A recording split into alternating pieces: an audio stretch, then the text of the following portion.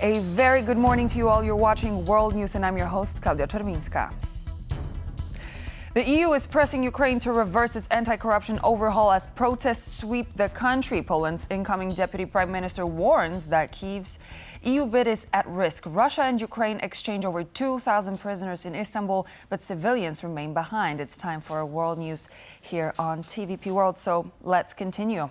The European Union is calling for Ukraine to roll back its crackdown on the country's anti-corruption bureaus after Kyiv passed a new bill effectively ending their independence. In response to the move, Ukrainians have taken to the streets in the largest protest since Russia's full-scale invasion began.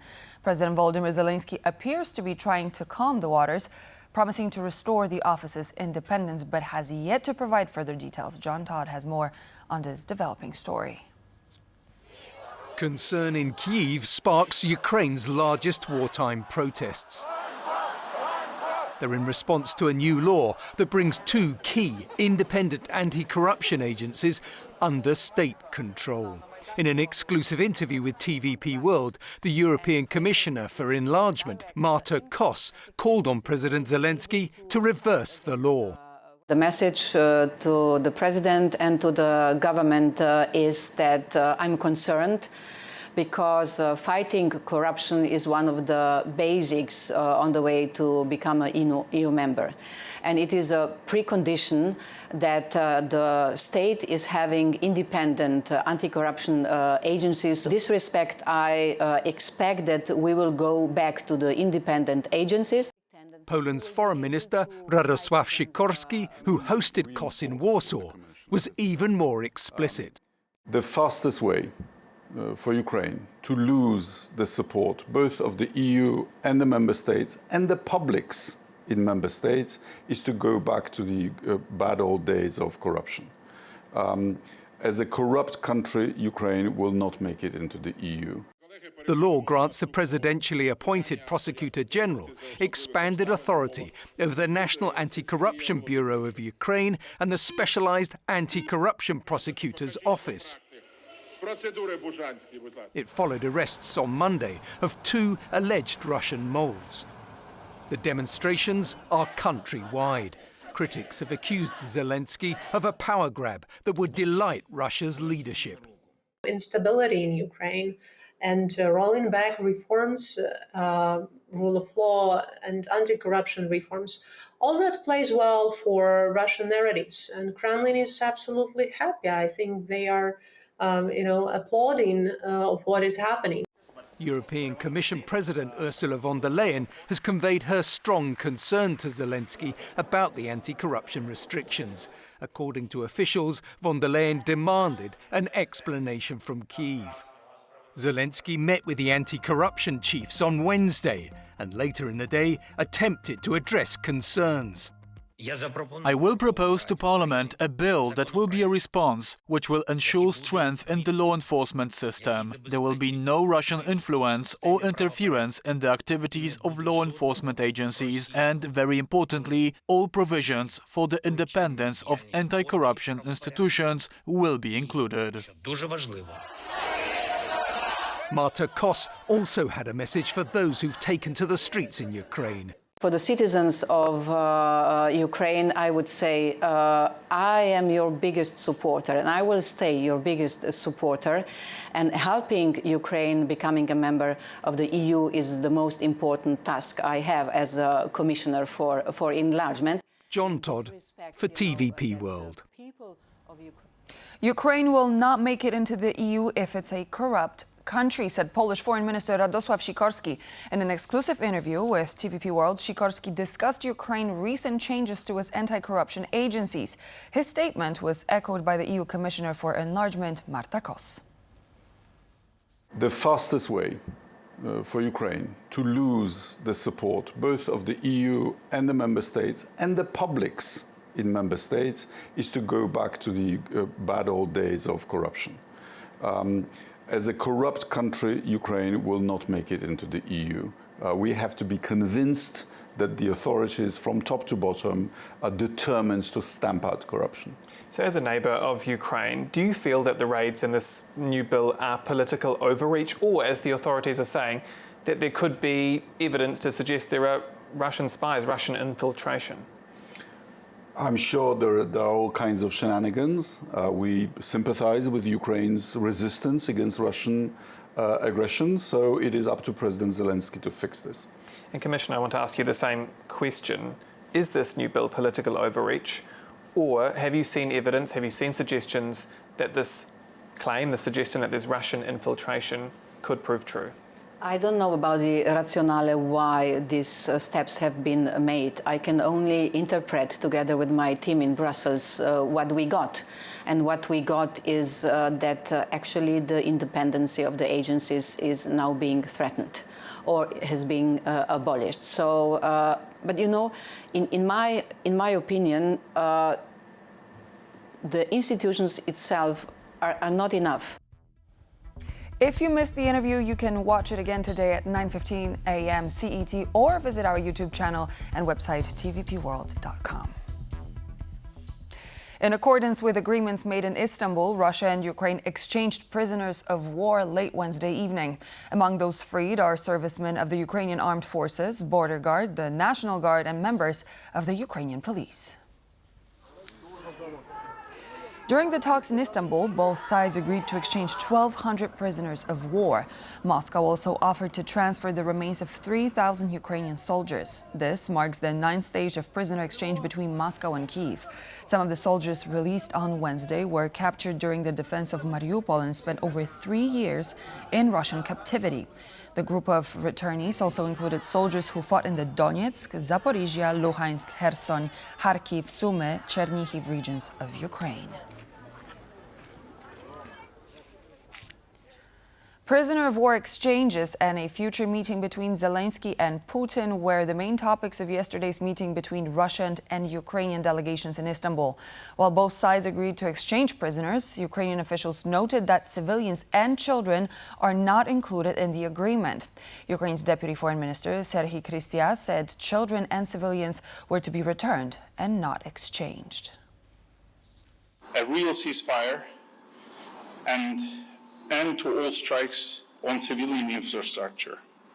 This can be a crucial first steps toward lasting peace. We propose to the Russian side to hold such a meeting of leaders until the end of August. First of all, our agreement and the result of this humanitarian track is more than 1,200 people.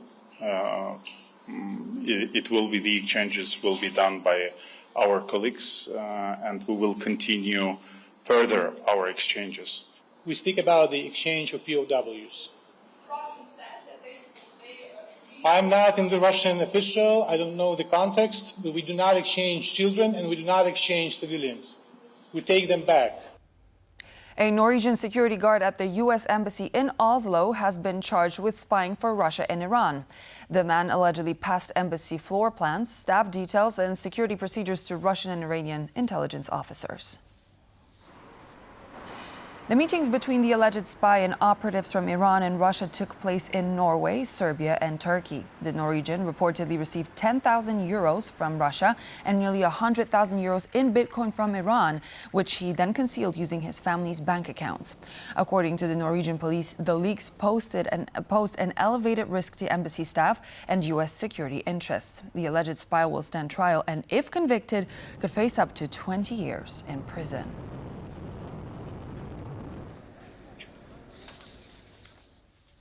The 25th EU-China summit has kicked off in Beijing. After their visit to Japan, the heads of the European Commission and the European Council made their way to China late Wednesday evening. The main topics of today's discussions between European and Chinese officials will range from trade conflicts to the war in Ukraine. The summit in Beijing will be attended by the Chinese President Xi Jinping, who previously reportedly declined a visit to Brussels, where the summit was originally to be held. Ursula von der Leyen and Antonio Costa have already held a meeting with Xi. During the discussion, Costa appealed to the Chinese president to make progress in mutual trade relations and pressure Russia to end the war in Ukraine. The conference takes place as relations between China and the EU have reached a new low. Last week, the EU decided to impose sanctions on 2 Chinese banks for their role in supplying Russia.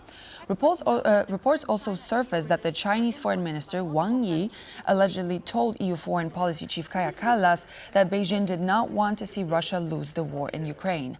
The statement contradicts China's declared position of neutrality. Poland's long-awaited government reshuffle is out, and Foreign Minister Radosław Sikorski is up. The country's top diplomat will be taking on the extra job of Deputy Prime Minister, with the biggest wholesale changes coming to the Ministry of Justice. As Kazimierz Wysiak reports, Prime Minister Donald Tusk is aiming to re-energize the centrist ruling coalition in the wake of last month's surprise presidential election loss. The wind of change is blowing in Poland. Prime Minister Donald Tusk has announced his new cabinet. Part of our plan to rebuild faith in this ruling coalition is to sort out its internal divisions. This short presentation of the new cabinet is also meant to be a clear declaration. No more disagreements inside the coalition. The government reshuffle comes after the ruling centre-liberal coalition lost the presidential election in June to the conservative opposition candidate Karol Nawrocki. With just 2 years left until the next parliamentary election, Prime Minister Tusk is looking to regroup and regain momentum. It is expected that the president will be strongly opposing many of the ideas of the government. Therefore, the idea for the reconstruction of the reshuffle was to provide new opening, new energy, and also providing new concepts when it comes to the structure of the government. One of the biggest changes concerns the Justice Ministry. Judge Waldemar Żurek will replace Adam Bodnar as Justice Minister. He will now face the difficult task of speeding up investigations into the multiple scandals of the previous conservative Law and Justice government. He will also attempt to restore the independence of some of the major courts in Poland. Judge Żurek was one of the justices who opposed the reforms introduced by the Conservatives, but undoing them won't be easy. He knows very well what are the problems that were created by the previous government. However, my concern is that as he is a very well-known figure, one of the leaders of this movement, it will be very problematic for him to form any kind of consensus with the president, who is coming from the opposition party. The conservative opposition, in turn, was quick to criticize the reshuffle, attacking the choice of a judge for the position of Justice Minister. Simply put, this is a show of helplessness of this coalition. Another change in the reshuffle is the merging of several ministries into bigger ones, like the new Ministry of Finance and Economy. It will still be led by Finance Minister Andrzej Domański. He's going to be much more engaged in allocation of funds and redistribution of funds and managing the economy overall, be responsible for economy. So this is a very careful job that one has to be very somebody has to be very skillful to manage this correctly. While some ministers lost their jobs, others are taking on additional roles. Poland's Foreign Minister Radosław Sikorski will now serve double duty as the Deputy Prime Minister. Opinion polls show his recent rise in popularity, making him the most trusted politician in Poland. Will he be aiming even higher in the future? You want to be Prime Minister one day? Ha ha. You're trying to destroy me. Sikorski's promotion to Deputy Prime Minister is another way the government of Donald Tusk is looking to gain momentum after the lost presidential election. For TVP World, I'm Kazimierz Wysiak. And so this would be all the latest news for now. Thank you so much for joining. I'm Klaudia Czerwińska, but please do stay tuned. We're back here on TVP World in just a moment with World Talks with Sasha Farbach.